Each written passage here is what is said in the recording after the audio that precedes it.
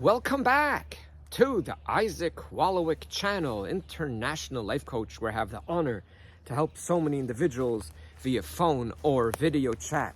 So last clip, we mentioned what happens to children when the parents lack that one powerful attribute, which is dignity. Regardless of what your children are doing, there's a lot of methods of how to deal with it, but there must be the foundation that the entire discipline or connection to your child is based on dignity. And what happens is those parents call me up or reach out to me when their children are young or in their teens or even in their 20s and 30s. And they want to know how they can help their child, and if I could talk to their child. And I say, what's the problem? Oh, such low self-image. They don't want to leave the house. They social anxiety. You name all the problems. I wish I could have a video of the way they spoke to their children 3 years ago, 5 or 20 years ago, and just play it back to them. And ask them a question. How would you feel about yourself when someone talks to you that way? So we don't connect the dots. Children are not born with low self-esteem. Take a video of any child, obviously unless there was devastation in the house when the mom was pregnant. Sometimes it could affect even the fetus. But most children, look at them in the first few months of their lives. They're full of energy. They're exploring the world. They're smiling. They're happy. They're dancing, even with full smelly diapers. And then us as lovely parents, without knowing it, we're just using the program from our parents of disrespect from our child. Yes, and not only is it so important to have that dignity regardless of what our children do, which to most of us, we don't even know what it looks like because we barely seen it. So in schools, it's getting better. In schools, teachers are learning.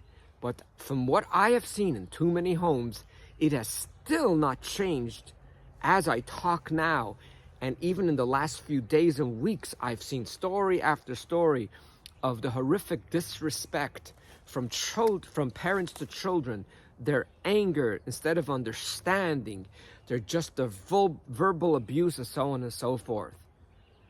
So sometimes your child's lack of dignity for themselves, respect for themselves, confidence for themselves, without blame, I'm just stating the fact, might actually come from us parents, that when we have spoken to them, yes, even when they were a child, they now believe in that program. And most neuroscientists will tell you that our brains are already programmed by the age between 5 and 7. So even, let's say, after the age of 7, you're going to be nice to your child. You're going to be respectful to your child. You're going to talk with them with dignity. But the program is there, and the first program is extremely powerful. That doesn't mean they will stay that way for the rest of their life. Through therapy, analyzing the program within the amygdala, we could heal those lovely and fine children. So even in a case where a person is actually a murderer, justice has to be done, and justice is done, but simultaneously, dignity is done at the same time, and it's not a contradiction. Sadly, so many of us don't understand it, and we just lash out at our children with anger. When we lash out just by saying, I don't understand you, why are you making noise again? Why are you doing that again? Why are you fighting with your siblings? The child might not even hear the words you're saying, might not even hear what you're talking about. The child's fear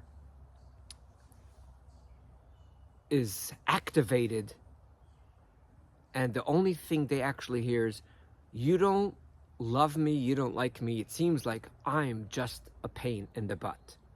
So there's a way how to go about it. One of the books I'm thinking now is How to Talk to Kids, so kids will listen.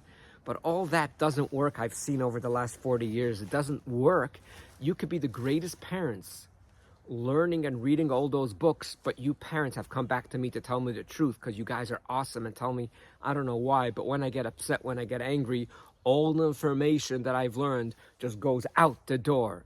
Yes, I get it, because the information that you're studying, the information that you're learning how to treat your children is all working through the the prefrontal cortex, which is evaluating how to deal with it when it comes to a situation.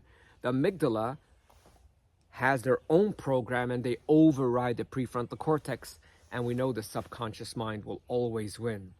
And therefore, deep therapy, awareness, and understanding is very necessary in order to conquer this idea of treating human beings in dignity, not when they behave, but more importantly, when they do not behave. Thanks for listening. Have yourself a wonderful day, and may we have only peace and harmony in the entire world.